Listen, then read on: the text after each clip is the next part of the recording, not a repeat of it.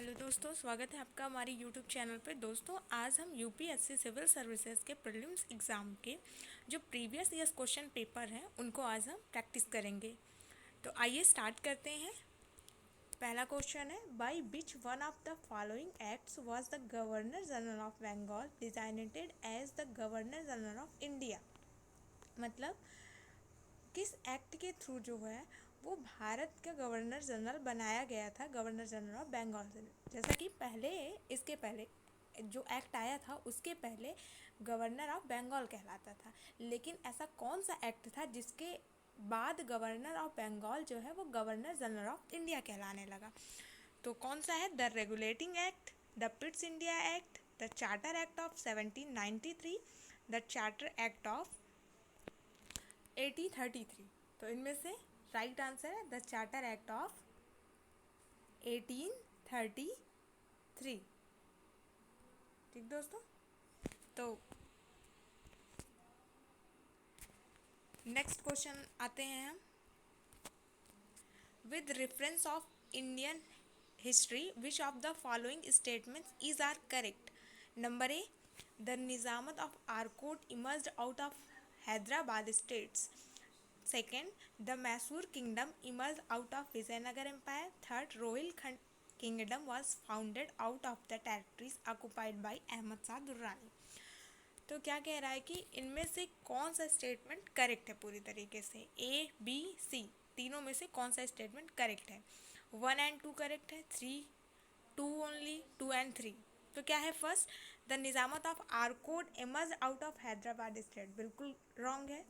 Second क्या है कि the Mysore kingdom emerge out of Vijayanagar empire, कभी ऐसा नहीं हुआ था, तो ये भी रॉन्ग है। थर्ड क्या है कि क्या कह रहा है? करेक्ट है। हाँ, तो फिर ऊपर के दोनों करेक्ट हैं। और Rohilkhand kingdom was found out of the territory,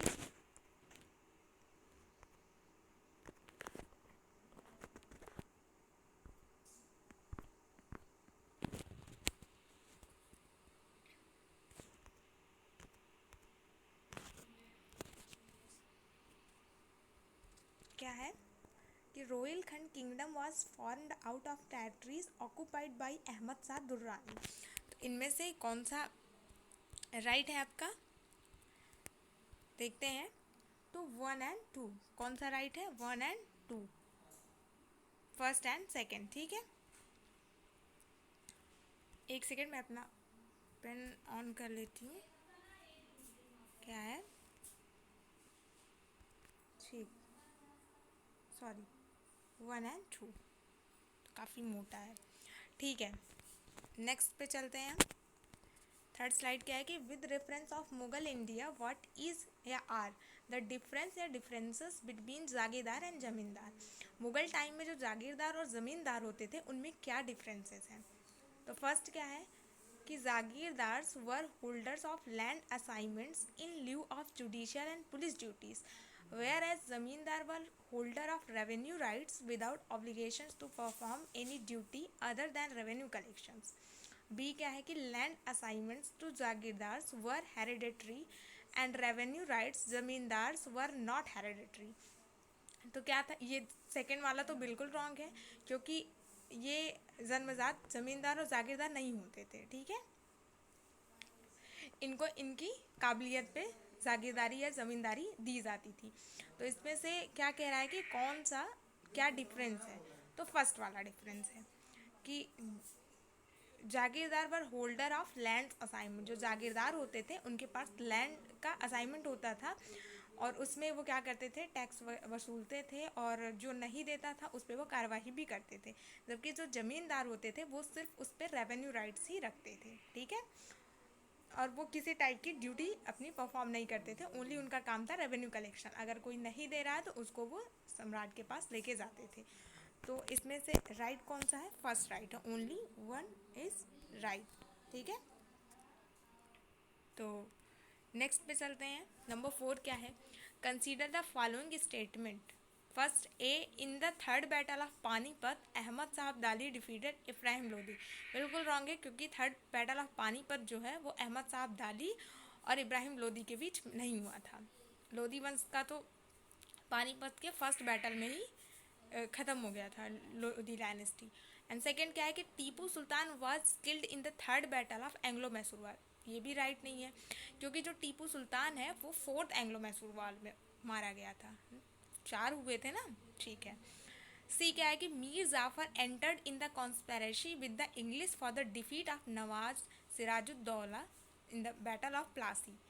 तो क्या कह रहा है कि given above is a correct, तो कौन सा करेक्ट है? सी वाला ऑप्शन। तो सी देखते हैं कहाँ है। फर्स्ट है 1, 2 एंड थर्ड, ये रॉन्ग होगा। सेकंड है 2 एंड थर्ड, ये भी रॉन्ग। तो 3 ओनली है बी ऑप्शन में, तो B option is a right answer. Next चलते हैं। What was the immediate reason for Ahmad Shah Abdali to invade India and fight the third battle of Panipat? क्या कारण थे कि जो Ahmad Shah Abdali third battle of Panipat के लिए भारत आया था? तो क्या रीज़न था? फर्स्ट ए है he wanted to avenge the expulsion by Marathas of this viceroy Timur Shah from Lahore. ठीक, ये तो बिल्कुल राइट है। सेकंड क्या है कि the frustrated government of Jalandhar Adina Beg Khan invited him to invade Punjab. बिल्कुल रॉन्ग है। He wanted to punish Mughal administration for non payment of the revenues of Char Mahal. Char Mahal कौन कौन से थे? गुजरात, औरंगाबाद, सिरालकोट एंड पसूर। तो ये भी रॉन्ग ही है।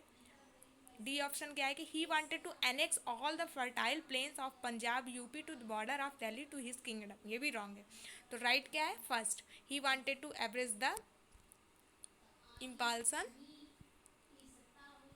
ठीक है, तो इसमें टिक कर लेते हैं, नंबर ए जो है ऑप्शन राइट है। तो नेक्स्ट चलते हैं 6 में। Which of the following statement is not correct? A है Ali Mardan Khan introduce the system of revenue farming in Bengal. तो रेवेन्यू फार्मिंग जो थी वो अली मर्दान खान ने बिल्कुल इंट्रोड्यूस नहीं की थी, तो ये ऑप्शन रॉन्ग है। और पूछ क्या रहा है? Not correct. तो पहला तो नॉट करेक्ट ही है, लेकिन फिर भी और देख लेते हैं क्या है सेकंड। बी क्या है कि Maharaja Ranjit Singh set up modern foundries to manufacture cannons at Lahore. ये राइट है। सी क्या है कि सवाई जय सिंह ऑफ अम्बेर हैज़ इलुसाइड element of geometry translated into Sanskrit. बिल्कुल सही है। डी क्या है कि Sultan Tipu of Mysore gave money for the construction of the idol of goddess Sharada in Sringeri temple. सही है। तो इसमें रॉन्ग क्या है? टिक कर लेते हैं उसको अच्छे से एक बार, एक सेकेंड। तो मैं पेन लेती हूँ। ए ऑप्शन आपका करेक्ट नहीं है। नेक्स्ट चलते हैं। Who among the following Indian rulers established embassies in foreign country on modern lines? तो इनमें से कौन से रूलर ने जो है विदेश में अपनी एम्बेसी स्थापित की थी? तो किसने की थी?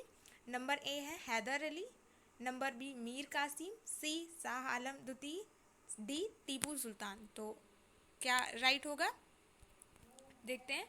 तो इसका राइट आंसर है नंबर डी। कौन सा आंसर है आपका? Number D. एक सेकेंड मैं टिक कर लूँ।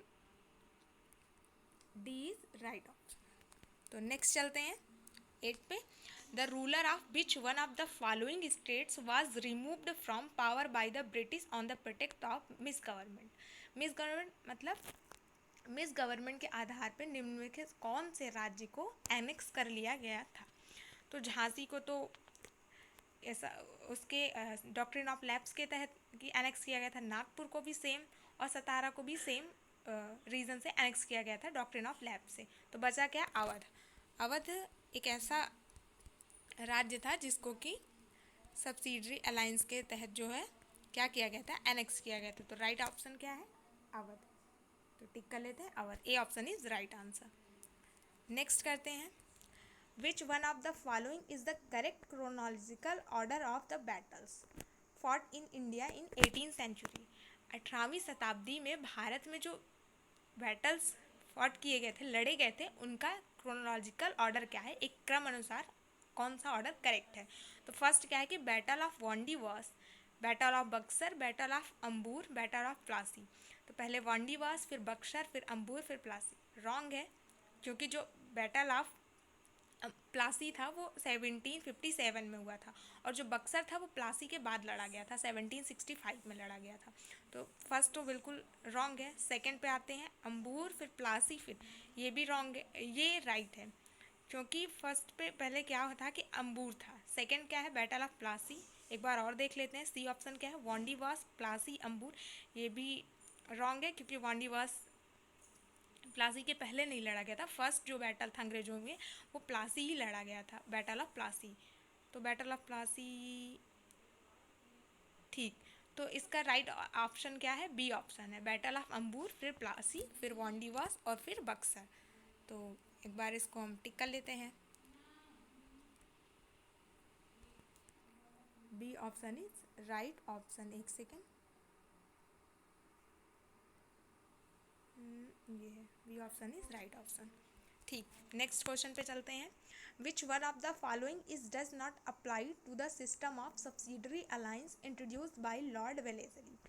लॉर्ड वेलेजली का जो सब्सिडरी अलायंस उन्होंने इंट्रोड्यूस किया था सिस्टम, वो निम्नलिखित में से किस चीज़ पे अप्लाई नहीं होता है।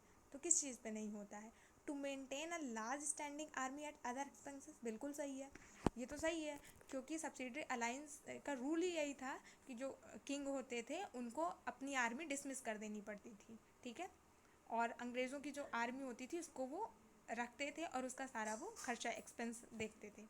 सेकंड क्या है, to keep Indian safe for Napoleon danger. बिल्कुल रॉन्ग है क्योंकि उस टाइम पे तो नहीं, राइट है कि उन्होंने कहा था कि ठीक है हम आप अपनी आर्मी मत रखिए, लेकिन अगर बाहर से कोई भी डेंजर होता है तो उसके लिए हम अपनी आर्मी से आपकी हेल्प करेंगे। ये सब्सिडरी अलायंस का रूल था। सेकंड, थर्ड क्या है कि to secure a fixed income of the company.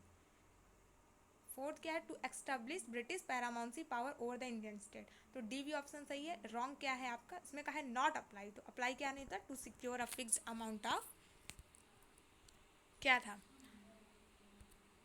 Fixed amount of, एक सेकेंड, इनकम इन कंपनी। तो option number C is right answer. Next चलते हैं हम।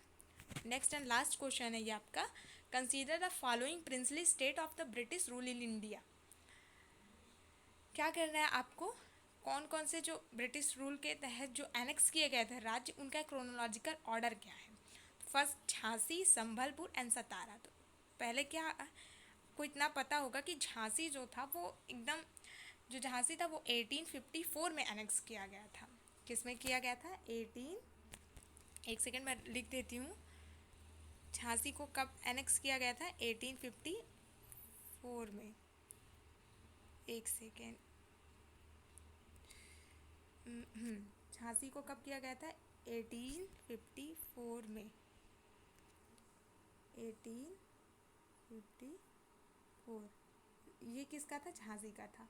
संभलपुर को कब एनेक्स किया गया था, 1849 में। कब, 49 में, 49 में, 1849 में, ठीक। और सतारा को कब एनेक्स किया गया था, 1848 में। कब, 1848 में। माफ़ कीजिएगा दोस्तों, ये थोड़ा ज़्यादा ही मोटा हो गया है, नेक्स्ट वीडियो में इसको सुधार लेंगे। तो इस हिसाब से कौन सा पहले किया गया था, क्रोनोलॉजिकल ऑर्डर क्या है, सबसे पहले 48 मतलब सतारा। तो वो सतारा कौन से नंबर पे, 3 नंबर पे, 3 नंबर किस में है, बी और डी में है। सेकंड पे क्या आएगा आपका, संभलपुर। तो सेकंड, तो क्या कौन सा ऑप्शन सही होगा आपका, B option is the right option, ठीक है, बी ऑप्शन आपका राइट है। तो बी ऑप्शन पे टिक कर लेते हैं, ठीक। तो अगर आपको वीडियो अच्छी लगी हो तो आप वीडियो को सब्सक्राइब कर लीजिएगा हमारे चैनल को, और लाइक कर दीजिएगा वीडियो को। ऐसी वीडियोस पाने के लिए आप चैनल पे बने रहिएगा। जय हिंद दोस्तों।